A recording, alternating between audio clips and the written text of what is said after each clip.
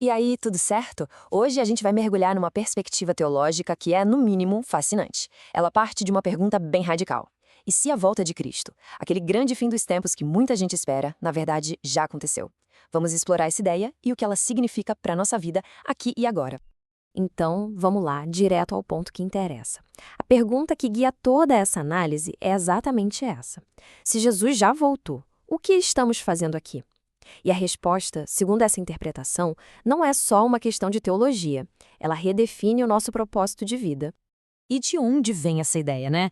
Bom, a base está aqui, nas próprias palavras de Cristo. Especificamente nessa passagem, onde ele garante que esta geração, ou seja, a geração que estava ali, ouvindo ele falar, veria o cumprimento de tudo aquilo. Isso estabelece um prazo, um cronograma que precisa ser levado a sério. Tá, beleza. Se a promessa era para aquela geração, como foi que isso aconteceu? A chave aqui é entender que a profecia não era sobre o fim do planeta Terra, mas sim sobre o fim de uma era religiosa. Vamos ver como isso se desenrolou. E aqui está o evento histórico crucial, o ano 70 depois de Cristo. Para essa linha de pensamento, a destruição do Templo de Jerusalém pelos romanos não foi só uma tragédia, foi o próprio cumprimento da profecia. Foi a vinda em juízo de Cristo, o evento que colocou um ponto final no sistema da antiga aliança. Isso leva a gente a reler umas expressões bem conhecidas de um jeito diferente. Sabe quando a Bíblia fala que os céus e terra antigos iam passar?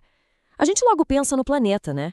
Mas essa visão argumenta que isso se referia ao pacto mosaico, ou seja, toda aquela estrutura religiosa de Israel, com templos, sacrifícios, sacerdócio, tudo isso. É a transição de um sistema para o outro. A antiga aliança, que era bem física, cheia de rituais, deu lugar à nova aliança, que é espiritual, baseada na reconciliação direta com Deus. O fim de um sistema abriu as portas para uma realidade completamente nova. Certo, se a era antiga terminou, em que realidade a gente vive agora? É aqui que entra o conceito do reino como algo presente, não futuro. Vamos entender o que isso quer dizer na prática. O apóstolo Paulo resume a essência dessa nova realidade de um jeito incrível. A nova criação não é um planeta refeito lá no futuro, mas uma transformação espiritual que acontece agora, no momento em que alguém está em Cristo. As coisas velhas daquele pacto antigo já eram. E aonde que está esse reino, então? A resposta de Jesus muda tudo. Não é um lugar geográfico para onde a gente vai um dia. É uma realidade interna e espiritual. O reino de Deus está dentro da gente. Isso é uma virada de chave fundamental. Isso também redefine o que a gente entende por vida eterna. Não é tanto sobre a duração, mas sobre a qualidade da vida. É a experiência de ter a comunhão com Deus restaurada, uma experiência que começa no momento da fé e continua, sem interrupção, mesmo depois da morte física. Repara bem no tempo verbal aqui. O texto não diz que o crente terá a vida eterna, mas que tem. É uma posse, algo que já é real no presente. A eternidade, nesse sentido, não é uma espera, é uma vivência. Ok, a teologia é poderosa, mas e na prática?